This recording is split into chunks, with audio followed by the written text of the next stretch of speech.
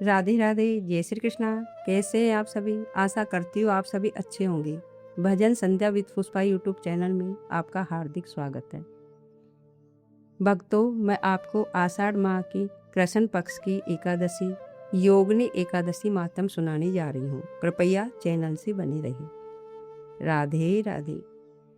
धर्मराज युधिष्ठिर बोले कि हे जनार्दन, मैंने ज्येष्ठ मास में शुक्ल पक्ष के निर्जला एकादशी की कथा सुनी।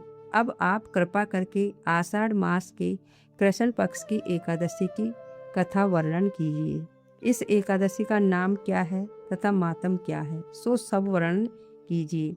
श्री कृष्ण भगवान बोले कि हे राजन, आषाढ़ माह की कृष्ण पक्ष की एकादशी का नाम योगिनी है। इसके व्रत से समस्त पाप नष्ट हो जाते हैं और इस लोक में भोग तथा परलोक में मुक्ति देने वाला है। हे राज राजेश्वर, ये एकादशी तीनों लोकों में प्रसिद्ध है। इसके व्रत से पाप नष्ट हो जाते हैं। आपसे पुराण में कही हुई कथा कहता हूँ, ध्यानपूर्वक सुनो। अलकापुरी नाम की नगरी में एक कुबेर नाम का राजा राज्य करता था। वह शिव भक्त था। उसकी पूजा करने के लिए एक हेममाली पुष्प लाया करता था। उसके विशालाक्षी नाम की अत्यंत सुंदर स्त्री थी। एक दिन वह मानसरोवर से पुष्प ले आया, परंतु कामाशक्त होने के कारण पुष्पों को रखकर अपनी स्त्री के साथ रमण करने लगा और दोपहर तक न गया। जब राजा कुबेर को उसकी राहत देखते देखते दोपहर हो गई तो उसने क्रोधपूर्वक अपने सेवकों को आज्ञा दी कि तुम लोग जाकर हेममाली का पता लगाओ कि वह अभी तक पुष्प क्यों नहीं लाया है। जब यक्षों ने उसका पता लगा लिया तो वह कुबेर के पास जाकर कहने लगी कि हे राजन, वह माली अभी तक अपनी स्त्री के साथ रमण कर रहा है। यक्षों की इस बात को सुनकर कुबेर ने हेममाली को बुलाने की आज्ञा दी। हेममाली राजा कुबेर के सन्मुख डर से कांपता हुआ उपस्थित हुआ। उसको देखकर राजा कुबेर को अत्यंत क्रोध आया और उसके होठ फड़फड़ाने लगे। उसने कहा, रे पापी महानीच कामी, तूने मेरे परम पूजनीय ईश्वरों के भी ईश्वर शिव जी का अनादर किया है। मैं तुझे श्राप देता हूँ कि तू स्त्री का वियोग भोगेगा और मृत्यु लोक में जाकर कोढ़ी होगा। कुबेर के श्राप से वह उसी क्षण स्वर्ग से पृथ्वी पर गिरा और कोढ़ी हो गया। उसकी स्त्री भी उसी समय उससे बिछुड़ गई। मृत्यु लोक में आकर उसने महादुख भोगी, परंतु शिव जी की भक्ति के प्रभाव से उसकी बुद्धि मलिन न हुई और पिछले जन्म की भी शुद्ध रही।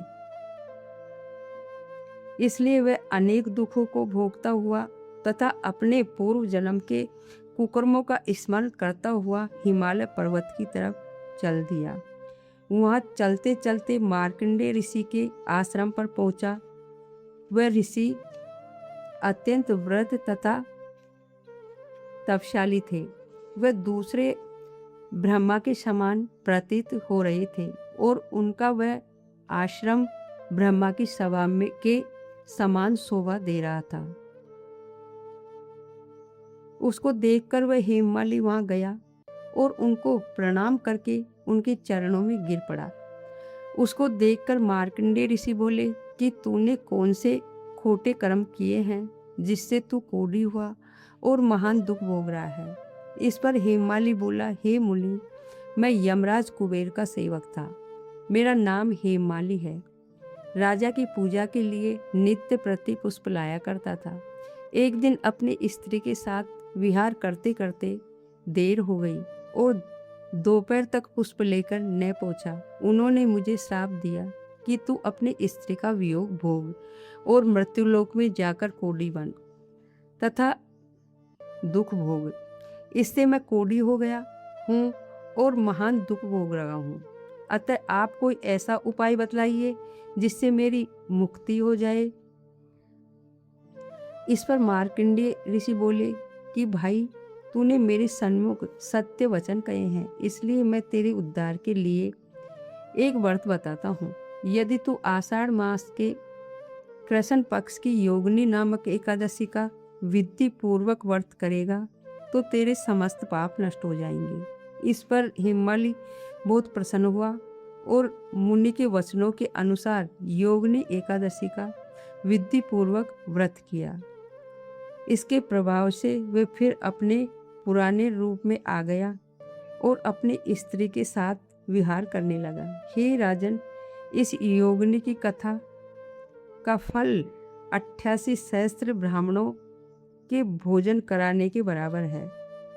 इसके व्रत से समस्त पाप दूर होते हैं और अंत में स्वर्ग मिलता है। बोलो एकादशी की जय। आशा करती हूँ आपको ये वीडियो अच्छी लगी होगी। अगर आपके कुछ सुझाव हो तो कमेंट करके बताइए। अगर आपको ये वीडियो अच्छी लगी हो तो इसे लाइक करें और शेयर करना ना भूलें। अगर आपने चैनल को सब्सक्राइब नहीं किया हो तो चैनल को सब्सक्राइब करें। राधे राधे।